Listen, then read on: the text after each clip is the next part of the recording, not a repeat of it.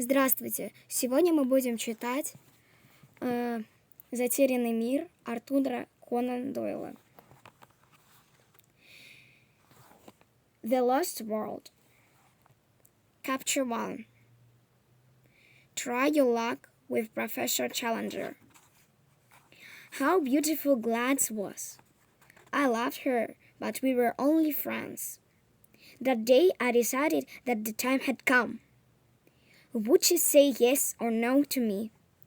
When we were in her sitting room, near the warm fire in her house, she looked at me with her beautiful dark eyes and said, "I think you are going to ask me to be your wife." "Ned, don't do it." "But why can't you love me, Gladys?" "Isn't my face, my figure, or what?" "No, it isn't that," she said at last. "I am in love with somebody else. It is nobody, only an ideal." "What is your ideal?" "Oh, he is much like you." "Well, he is a strong man, a man who can look death in the face." "We can't all be great heroes," said I. "Besides, I have never had the chance, but I will try to take it." "You know, chances are all around you." "Give me a chance. I will do something in the world. And if I do, not another word, sir. Someday you will win your place in the world. Then we shall talk it out again." I left her with my heart full of love. I wanted to find some heroic deed. When I came to my work, I worked at Daily Gazette as a reporter. I asked Mr. McArdle, my boss, to send me to any dangerous place. I wanted to be the most difficult one. "Dear Mr. Malone, I'm afraid the time has gone. There is no place for romance anymore." "But wait a little bit," he said, with a smile on his face. "What about a modern Mushsen?" "I am talking about Professor Challenger. Some people say he's a liar. You can have a chance to fight him." "Challenger!" I cried. "Professor Challenger, the famous zoologist!" "But I don't know, understand. Why I must interview this gentleman? What has he done?" "He went to South America on expedition 2 years ago and came back last year. Then he began to talk about his adventures, but he didn't tell everything. He didn't tell in detail. Something wonderful happened, or the man is a champion liar. He has only got some bad photos. He gets so aggressive that he attacks anyone who asks questions. He often sends a reporter down the stairs. That's your man, Mr. Mellon. Now, off you go, and good luck." I left the office and went to have a drink in the cafe. There I met my friend, Tarp Henry, a microbiologist.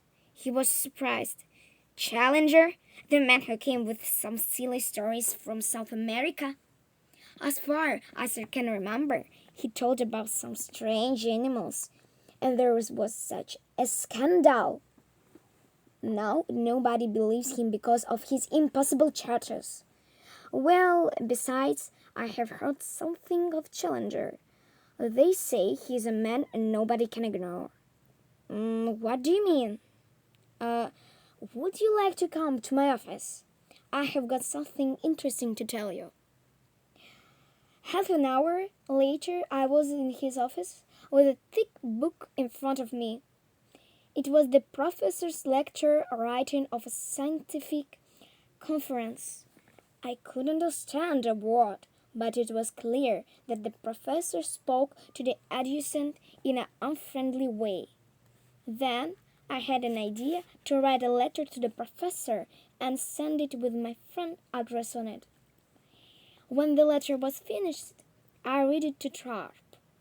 The letter said that a poor student nature, that was me, asked for an interview with the professor. He wanted to discuss some new scientific problems. "Well, not bad really. But what are you going to do then?" said Tharp. "To get there, when I am in his room, When you are in his room, you need a gun or something like that to save your life. Remember, he's a dangerous chapter. Everyone hates him. On Wednesday, I found a letter waiting for me. I took a taxi, and in 20 minutes I was in front of a nice big house. An old servant opened the door, and I came into the house. In the corridor, I met a small, bright woman with dark Italian eyes. "One moment," she said. "May I ask a question? Have you met my husband before?" "No, madame." "Then I just tell you that he's an impossible person. I hope you are not going to speak about his expedition to South America." I could not lie to a lady. "Oh dear, it is very dangerous. You won't believe a word he says, I'm sure. But don't tell him so, because it makes him very angry. Remember, he believes it himself. If you find him dangerous, really dangerous, ring the bell." With these words, the lady left me, and the servant led me to the professor's study. He was sitting at a large table, covered with books, maps, and diagrams. His head was very big. He had large black-blue beard, and his eyes were blue-gray under great black eyebrows, very clear and very critical. Besides, I noticed two big hands with long black hair. "Well," he said in a roaring voice. "What now?" "Thank you for the chance to meet you," I said quietly. "Oh, you are the young person who agrees with my ideas? What is more, you have got something of great interest to tell me. That is a great help to me, isn't it? So, what would you like to tell me?" "I'm a poor student," I said, with a silly smile. "At the same time, I think that you were a little unfriendly to some other sciences." "Unfriendly? Well, I think you know," he said, "that the criminal index is a constant factor." "Naturally," said I. "And that technology is still sub judice?" "Centrally, sir." "And that the germ plasma is different from the Parthenon eggs?" "Why, surely," I cried. "But what does that prove?" he asked in a gentle voice. What indeed?" I murmured. "What does it prove?" "Shall I tell you?" he asked in a low voice. "If you please, sir."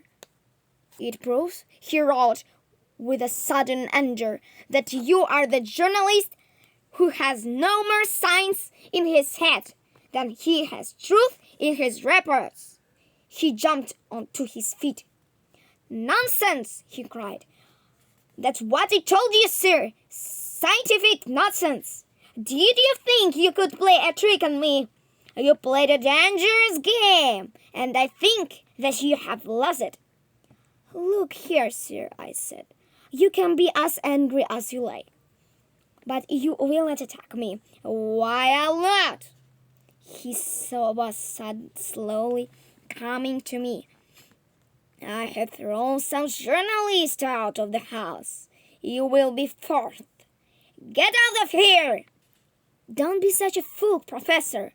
I cried. That moment he jumped at me. The door was opened, and I was lucky not to go through it. We went to the front steps. "Enough?" he asked when we went outside. We shouted at each other and used the worst words that we knew. Soon the policeman came to us. "What's all this?" asked the policeman. "This man attacked me," said I. "Did you attack him?" The professor said nothing.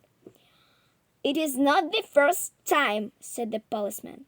"You were in trouble last month for the same thing. Do you give him a change, sir?" "No," said I don't, because he gave me a warning."